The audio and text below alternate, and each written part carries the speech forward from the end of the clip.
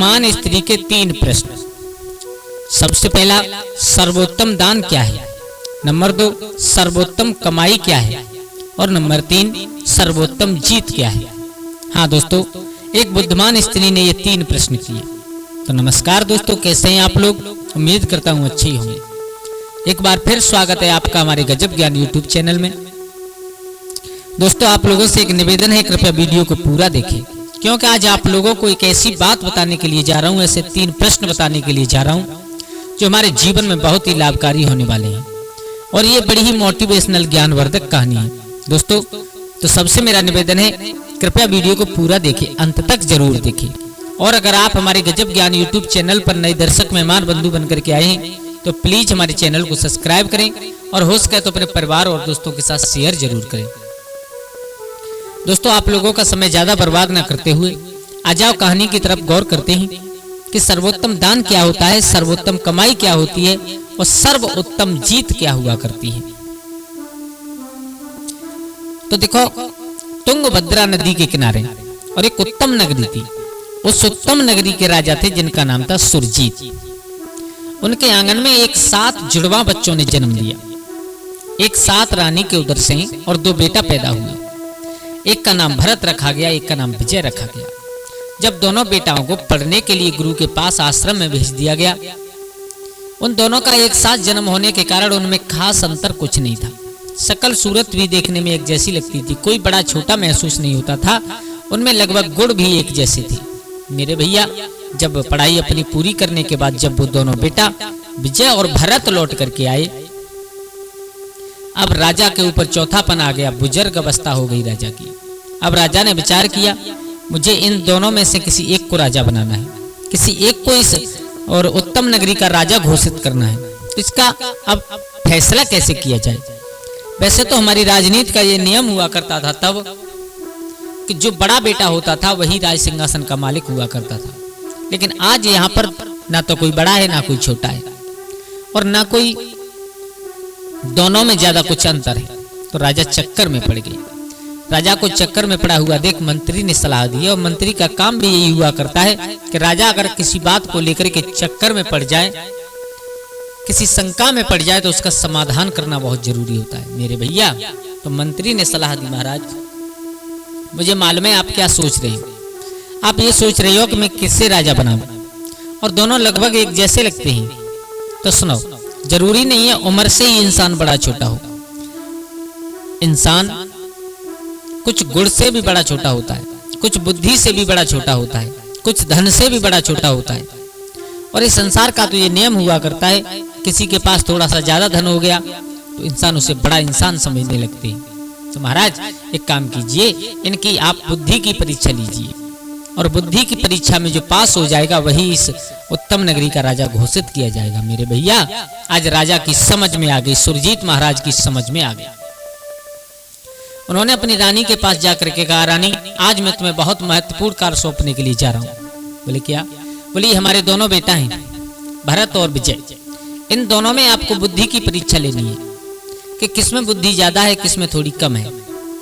क्योंकि देखो, माँ की ममता ऐसी हुआ करती है कि माँ अपने चाहे बेटा पागल हो चाहे बेटा बुद्धिमान हो, माँ अपने बेटा को कभी दुखी नहीं देखना चाहती। चाहे पागल बेटा हो चाहे बुद्धिमान हो, माँ का प्यार, माँ की ममता दोनों बेटाओं के ऊपर बराबर हुआ करती है। इसलिए मैं चाहता हूँ कि ये फैसला आप करो। वो स्त्री बहुत चतुर थी, वो रानी बहुत चतुर थी। रानी ने कहा, ठीक है महाराज, अगर आप कह रहे हो तो हम जरूर परीक्षा लेंगे इनकी। तो सबसे पहले दिन आज रानी ने अपने दोनों बेटाओं को बुलाया और दोनों बेटाओं से कहा, बेटा देखो लगभग तुम दोनों एक जैसे लगते हो। अब राजा घोषित करने के लिए महाराज चक्कर में पड़े हैं, तो मैं तुम्हारी परीक्षा लेना चाहती हूँ। आज आप दोनों जाइए और दोनों जा करके सर्वोत्तम दान करके आइए। मेरे भैया, आज जो विजय नाम का राजकुमार था वो चला, उसने अपने खजाने से कुछ मोहर निकाली, अपनी थैली में रखी और लेकर के चला। जहां जहां जिस जिसको जरूरत थी उसे देता चला गया, यानी कुछ मोहरों को, और उसने दान किया। लौट करके शाम घर आया। लेकिन उधर जो भरत नाम का बेटा था, राजकुमार था, वो चला। उसने क्या देखा कि एक सर पर गट्ठर रखे हुए एक बुजुर्ग जा रहे रास्ते में, उस बुजुर्ग को देख करके उस भरत को दया आ गई। उसने पूछ लिया, कहो एक काम करो, आप ये अपने सर से गट्ठर उतार करके हमें दे दीजिए लकड़ियों का, और हम तुम्हारे घर तक पहुंचा देंगे। मेरे भैया उस बुजुर्ग ने कहा, बेटा मैं अपने घर नहीं ले जा रहा हूँ। बोले फिर? बोले मैं इन्हें बाजार बेचने के लिए जा रहा हूँ, और इन्हें बेच करके जो कुछ भी धन मिलेगा उससे मैं अपने परिवार का पालन करूंगा। मेरे भैया उस भरत नाम का जो राजकुमार था उसे दया आ गई, और उसने कहा, ठीक है, अगर कोई बात नहीं है, तुम बाजार ले जा रहे हो ना, तो फिर हम चलो बाजार तक छोड़ देते हैं। उस बुजुर्ग इंसान के सर से गट्ठर उठा करके अपने सर पर रखा और जाकर के बाजार में छोड़ दिया। उस बुजुर्ग ने बहुत सारी दुआएं दी उस बेटा को। अब राजकुमार थोड़ा सा और आगे बढ़ा तो क्या देखा कि कुछ छोटे छोटे बच्चे खेल रहे, और उन्हीं बच्चों को एक दूर खड़ा हुआ एक बालक, वो भी छोटा सा बच्चा है, वो देख रहा है। एक बड़ी सी हवेली से निकल करके आया, राजकुमार से रुका नहीं गया, उस बालक से पूछा, क्यों बेटा तुम्हारा मन नहीं करता खेलने का? है, तुम भी जाओ इन बच्चों के साथ खेलो।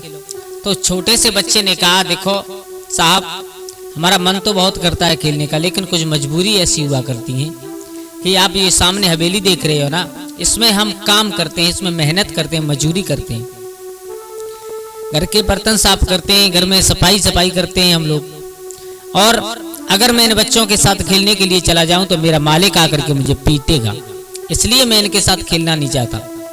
और तब तक वो मालिक आ गया। उस मालिक ने आकर के फटकार लगाई है उस बालक में, क्यों? अगर तुम काम नहीं करोगे तुम्हारा बाप करने के लिए आएगा। मेरे भैया वो बालक डर के मारे हवेली के अंदर चला गया, लेकिन राजकुमार ने उस बेटा के जो मालिक था उस मालिक से कहा, भैया अगर तुम कह दो तो आज इस बालक को इन बच्चों के साथ बगिया में खेलने दो। बोले काम कौन करेगा? बोले आज इस बच्चे के बदले का जितना भी काम है मैं करूंगा अपने हाथ से। मेरे भैया आज वो राजकुमार भरत उस बच्चे से कहा कि तुम जाओ आज पूरे दिन और उन बच्चों के साथ बगिया में खेलो, और आज तुम्हारे बदले का काम हम करेंगे। मेरे भैया पूरे दिन काम किया, संध्या हुई, लौट करके घर आया। घर आकर के अपनी माँ से कहा जो रानी थी, बोले माँ, दोनों ने अपनी अपनी बात रखी। विजय ने कहा मैं इतनी मोहर दे करके आया हूँ, सर्वोत्तम दान करके आया हूँ।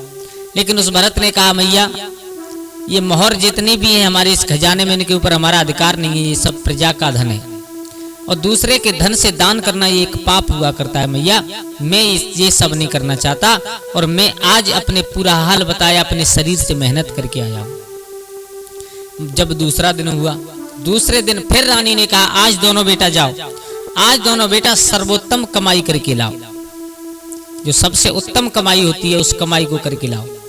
मेरे भैया राजकुमार चला। कहाँ चला? जहां पर कुछ व्यापारी लोग रहा करते थे, व्यापारियों की बस्ती में। उन व्यापारियों को जाकर के धमकाया कि आज मुझे 1 लाख सोने की मोहरों की जरूरत है, कहीं से इंतजाम करके दीजिएगा। विजय ने कहा है। तो विजय को बात सुन करके उन व्यापारियों ने कहा भाई महाराज हमारे पास कुछ नहीं है और हम कहाँ से ला करके दे तुम्हें। तो उस विजय नाम का जो राजकुमार था उसने उन सब व्यापारियों को धमकाया, डरा धमका करके 1 लाख मोहरें लेकर के अपनी मैया रानी को दे दी। और लेकिन उधर उस भरत नाम के राजकुमार ने क्या किया कि अपने पास एक हकीम लिया, एक वैद्य, और अपनी प्रजा में अपने जितने भी प्रजा के लोग रहा करते थे सबके पास में जा जा करके उनकी बीमारियां दिखाने लगा। जो कोई परेशान होते थे, जो कोई बीमारी जिसे घेर लेती थी उसे दबा देते, वो भी निःशुल्क, बगैर पैसे लिए, बगैर धन लिए। पूरे दिन निस्वार्थ सेवा की और शाम को निस्वार्थ सेवा करके घर लौट करके आए तो अपनी मैया को भी बताया माँ आज ये हाल रहा। बोले ठीक है। अब तीसरा दिन फिर हुआ। अब तीसरे दिन महतारी ने फिर कहा दोनों राजकुमारों से आज जाओ और तीनों आज तुम दोनों सर्वोत्तम जीत करके आओ। सर्वोत्तम जीत क्या होती है ये करके आओ। मेरे भैया जो विजय नाम का राजकुमार था उसने कुछ सेना की टुकड़ी ली। उस सेना की टुकड़ी लेकर के एक बगल में पड़ोस में एक राजा रहा करता था, उस राजा के ऊपर चढ़ाई कर दी। उस राजा को हरा करके उसकी बिटिया से विवाह करके और वो विजय नाम का राजकुमार अपने घर ले आया। अपनी मैया से आकर के कहा मैया देखो आज की सर्वोत्तम जीत ये है, मैंने इसके बाप को हरा करके इससे शादी की है। और जब भरत लौट करके आया तो भरत ने बताया मैया आज सर्वोत्तम जी आज बहुत भयंकर लड़ाई हुई। बोली आज बेटा तुमने क्या किया? बोले मैया आज मैंने ये किया कि आज मैंने अपने आलस, लोभ, अहंकार इन सब से लड़ाई लड़ी है। बोले किया क्या? बोले ये किया मैया, मैंने जंगल में जाकर के आज सुबह से और शाम तक तपस्या की है, मन को एकाग्रचित रखा है। ना मेरे पास कोई लोभ आया, ना मेरे पास कोई वासना आई, ना मेरे पास कोई आलस्य आया। मैंने आज मैया इन सब, ये सब जो इंसान के लक्षण होते हैं इंसान में, इन सब को जीत लिया, इन सब पर विजय प्राप्त कर लिया। दोनों राजकुमारों का हाथ पकड़ा रानी ने, ले जा करके महाराज के बीच कचहरी में सभा खड़ा कर दिया और एक बात कही, महाराज फैसला हो चुका है। बोले क्या फैसला हुआ? बोले महाराज मैंने इनको 3 काम दिए थे कि सर्वोत्तम दान क्या है? तो ये विजय नाम का राजकुमार है, ये आपके राज कोष से धन निकाल करके प्रजा में बांट आया। लेकिन जो ये भरत नाम का राजकुमार है, इसने श्रम दान किया है, अपने शरीर पर बहुत मेहनत की है। और दूसरा मैंने इनके लिए प्रश्न रखा था कि सर्वोत्तम कमाई क्या है? तो सर्वोत्तम कमाई क्या है? तो जो विजय नाम का राजकुमार था, ये प्रजा को डरा धमका करके धन ला करके लालच बस इसने हमें दे दिया। लेकिन ये जो भरत नाम का राजकुमार है, इसने प्रजा का दिल जीता है, इसने प्रजा का पुण्य कमाया है, जो प्रजा की सेवा की है उसे इसे पुण्य मिला, उसने वो कमाया है। और तीसरा मैंने प्रश्न दिया था कि सर्वोत्तम जीत क्या होती है? तो महाराज सुनो, जो ये विजय नाम का राजकुमार है ना, इसने एक पड़ोसी राजा पर चढ़ाई करके उसकी बिटिया से विवाह करके उसकी बिटिया को जीत करके लाया। लेकिन ये जो भरत नाम का राजकुमार है, इसने अपने ऊपर काम, क्रोध, मद, लोभ, अहंकार और आलस्य, इन सब को जीत लिया है। अब महाराज आप ही फैसला कीजिए, राजा बनने लायक कौन है? मेरे भैया, उस भरत नाम के राजकुमार के सर पर उस उत्तम नगरी का सेहरा रख दिया गया, उस उत्तम नगरी का मुकुट रख दिया गया और भरत को, राजकुमार को राजा बनाया। तो दोस्तों, अगर आप लोगों के दिमाग में ये बात सही है तो एक बार प्यारा सा कमेंट प्लीज जरूर कीजिएगा।